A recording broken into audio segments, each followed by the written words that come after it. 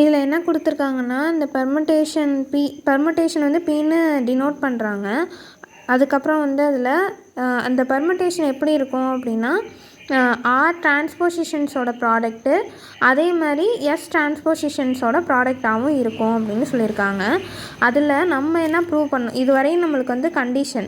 இப்போ இதுலேருந்து தான் நம்மளுக்கு வந்து ப்ரூவ் பண்ணுறது. அதில் அந்த ஆரும் எஸ்ஸும் வந்து என்னென்னா ரெண்டுமே ஈவனாக இருக்கணும் அல்லது ரெண்டுமே ஆடாக இருக்கணும் அப்படின்னு நம்ம வந்து ப்ரூவ் பண்ணணும். இதில் வந்து மேம் என்ன சொன்னாங்கன்னா, இதுலேருந்து இதுவரையும் நம்ம தான் வந்து எடுத்துக்கிறோம் அப்படின்னு சொல்லியிருக்காங்க. இந்த ப்ராப்ளம் வந்தால் இதுலேருந்து இதுவரையும் மட்டும் நம்மளே வந்து ஞாபகம் வச்சுக்கணும் அப்படின்னு சொல்லியிருக்காங்க. ஸோ ஃபஸ்ட் வந்து என்னென்னா டெல் ஈக்குவல் டு, உனக்கே தெரியும் டெல்லுங்கிறது வந்து என்னென்னா டிஃப்ரென்ஸ் பிட்வீன் ரெண்டு வேல்யூஸோட டிஃப்ரென்ஸை தான் வந்து நம்ம டெல்லுன்னு சொல்லுவோம். ஃபஸ்ட்டு வந்து என்ன கொடுத்துருக்காங்க, p equal to T1 T2 and so on TR. அதாவது இந்த T1 T2 இது எல்லாமே வந்து அந்த ஆர் டிரான்ஸ்போசிஷன்ஸை வந்து மார்க் பண்ணுது. அதே மாதிரி எஸ் டிரான்ஸ்போசிஷன்ஸை வந்து நம்ம T1 dash T2 dash T dash s அப்படின்னு நம்ம வந்து மார்க் பண்ணிக்கிறோம். இதில் அவங்க என்ன சொல்லியிருக்காங்க அப்படின்னா, TIயும் TI டேஷும் வந்து டிரான்ஸ்போசிஷன்ஸ் அப்படின்னு சொல்லியிருக்காங்க. அதாவது இதுவும் ஐன்னுங்கிறது வந்து 1 2 3 எது வேணாலும் இருக்கலாம்ல, அதனால வந்து TI அண்ட் TI டேஷ் வந்து டிரான்ஸ்போசிஷன்ஸை வந்து மார்க் பண்ணோம் அப்படின்னு சொல்லியிருக்காங்க. இப்போ நம்ம அடுத்து என்ன பார்க்கணும் அப்படின்னா,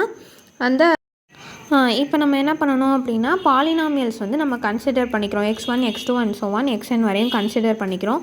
இப்போ வந்து டெல்லு தான் நான் என்னென்னு சொன்னேன்னா டிஃப்ரென்ஸ் பிட்வீன் ரெண்டு வேல்யூஸு. இப்போ நம்மளுக்கு வந்து டோட்டலாக n வேல்யூஸ் இருக்குது அப்படின்னா அதுலேருந்து நம்ம என்ன பண்ணிக்கிறோம், ஃபஸ்ட்டு வேல்யூவோட -2 அந்த மாதிரி. அதாவது இப்போ ஃபஸ்ட்டு வேல்யூவை மட்டும் வச்சுக்கிட்டு இது எல்லாத்தையும் x2 x3 இது எல்லாத்தையும் வந்து நம்ம மைனஸ் பண்ணுறோம். அடுத்து ஃபஸ்ட்டு வேல்யூ விட்டுட்டு அடுத்து செகண்ட் வேல்யூஸ் இந்த மாதிரி நம்ம போடுறோம். இப்போ வந்து ஃபஸ்ட்டு x1 வச்சுக்கிட்டு அதோட எல்லா வேல்யூஸையும் நம்ம வந்து மைனஸ் பண்ணுவாங்க. செகண்ட் வந்து என்ன பண்ணுவாங்க, x1 முடிஞ்சிருச்சு அடுத்து x2 இந்த மாதிரி நம்ம ஃபர்தராக பண்ணிக்கிட்டே வந்தோம் அப்படின்னா இந்த மாதிரி ஒரு வேல்யூஸ் நம்மளுக்கு வந்து வரும். இதில் நம்மளுக்கு என்னென்னா சமேஷன் அப்படின்னா வந்து சம் ஆஃப்னு அர்த்தம். அதே மாதிரி ப்ராடக்ட் ஆஃப் வந்து நம்ம எப்படி மார்க் பண்ணுவோம் அப்படின்னா பை.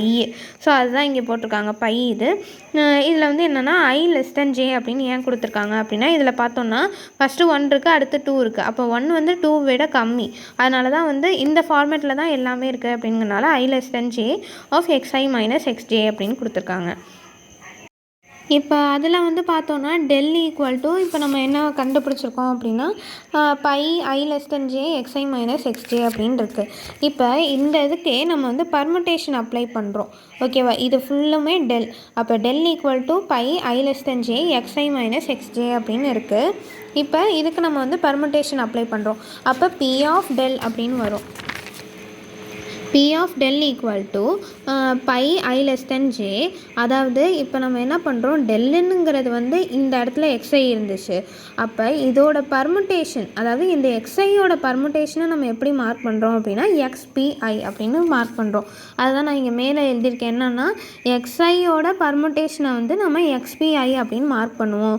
அதே மாதிரி ஜேயோட பர்முடேஷனை xpj அப்படின்னு மார்க் பண்ணுவோம். அதாவது xiயோட பர்முடேஷன் xpiனும் xjவோட பர்முடேஷன் வந்து xpj அப்படின்னும் வந்து நம்ம மார்க் பண்ணுவோம் அப்படின்னு சொல்லியிருக்காங்க.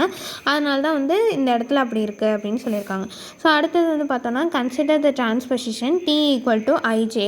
நம்மளுக்கு தெரியும் டிரான்ஸ்பொசிஷன் அப்படின்னாலே வந்து ரெண்டு வேல்யூ மட்டும் இந்த மாதிரி ஓப்பன் அண்ட் க்ளோஸ் ப்ராக்கெட்குள்ளே இருந்துச்சு அப்படின்னா அதை வந்து டிரான்ஸ்பொசிஷன் அப்படின்னு சொல்லியிருப்பாங்க. அப்போ இந்த xi மைனஸ் xj அப்படிங்கிறது வந்து டெல்லில் இருக்குது. இதுக்கு நான் டிரான்ஸ்பொசிஷன் அப்ளை பண்ணேன் அப்படின்னா டிரான்ஸ்பொசிஷனுங்கிறது வந்து சைனை மட்டும் சேஞ்ச் பண்ணும். ஸோ xj மைனஸ், அப்போ அந்த xi மைனஸ் xjக்கு டிரான்ஸ்பொசிஷன் அப்ளை பண்ணும்போது xj மைனஸ் xi அப்படின்னு மாறுது. அப்போ நம்ம என்ன பண்ணுறோம் அப்படின்னா ij இல்லாத ஒரு ஃபேக்டர் அப்படின்னா xk மைனஸ் xl. ஸோ அதாவது என்னென்னா இந்த ஃபேக்டர்ஸ்ன்னு சொல்லுவாங்க. xi மைனஸ் xj இந்த மாதிரி உள்ளது எல்லாமே ஃபேக்டர்ஸ் அப்படின்னு சொல்லியிருப்பாங்க. அப்போ இந்த ij இல்லாத ஃபேக்டர்ஸை நம்ம kl அப்படின்னு எடுத்துக்கிறோம். ஸோ அதான் xk மைனஸ் xl. அதில் என்ன சொல்கிறாங்க அப்படின்னா ஐயும் ஜேயும் வந்து கேக்கும் எல்லுக்கும் வந்து ஈக்குவலாகவே இருக்காது, இதை மாற்றவே முடியாது அப்படின்னு சொல்லியிருக்காங்க. ஸோ இதுவரையும் நான் வந்து சொல்லிட்டேன். இப்போ அன்சேஞ்ச்டு வரையும் சொல்லிட்டேன். இப்போ அடுத்து என்ன சொல்லியிருக்காங்க அப்படின்னா ஆல் அதர் ஃபேக்டர்ஸ். அப்போ இந்த xi மைனஸ் xj அதே மாதிரி xk மைனஸ் xl இது இல்லாத ஃபேக்டர்ஸை வந்து நம்ம என்ன பண்ணிக்கிறோம் அப்படின்னா ஒரு அதோட ப்ராடக்டோட ஃபார்மை வந்து நம்ம எழுதுகிறோம். எப்படின்னா இப்போ xi மைனஸ் xj அப்படின்னு இருக்குது. அடுத்தது இங்கே xk மைனஸ் xlன்னு இருக்குது. அப்போ நம்ம என்ன எழுதிக்கலாம், இந்த ரெண்டுத்துக்கும் இல்லாத ஃபேக்டர்னால் xi மைனஸ் xkவும் xk மைனஸ் xjவும். இப்போ நம்ம வந்து xi மைனஸ் xjன்னு போட்டோன்னா அந்த ஃபேக்டர் இதில் இருக்குது. அதே மாதிரி k மைனஸ் xlன்னு எழுதணுன்னா அது இங்கே இருக்குது. அதனால் அது இல்லாத ஒரு ஃபேக்டர்ஸ் நம்ம வந்து ஃபார்ம் பண்ணுறோம். அதேமாதிரி நம்ம சொல்ல முடியாது, இப்போ 1 மைனஸ் 2 அப்படின்னு இருந்துச்சு அப்படின்னா அங்கே மைனஸ் வரலாம். அதனால தான் என்ன பண்ணுறாங்க அப்படின்னா ப்ளஸ் ஆர் மைனஸ் வந்து இங்கே யூஸ் பண்ணிக்கிறோம். இப்போ அடுத்தது வந்து என்னென்னா அந்த ஃபார்மேட் நம்ம வந்து ஃபார்ம் பண்ணிட்டோம், plus or minus xi minus xk minus xj அப்படின்னு. அப்போ இதோட சைனை வந்து எது தான் நம்மளுக்கு டினோட் பண்ணுது அப்படின்னா இந்த ij அண்ட் கேவை பொறுத்து தான் இருக்குது. எல் வந்து நம்மளுக்கு இல்லை. அதனால் வந்து இந்த இதில் உள்ள அந்த ijk இந்த அதாவது எப்படி சொல்கிறது, கீழே உள்ள அந்த வேல்யூஸை மட்டும், அதுக்கு பேர் என்னன்னு மறந்துட்டேன், அதை மட்டும் வந்து நம்ம எழுதிக்கிறோம். அதாவது ij அண்ட் கே.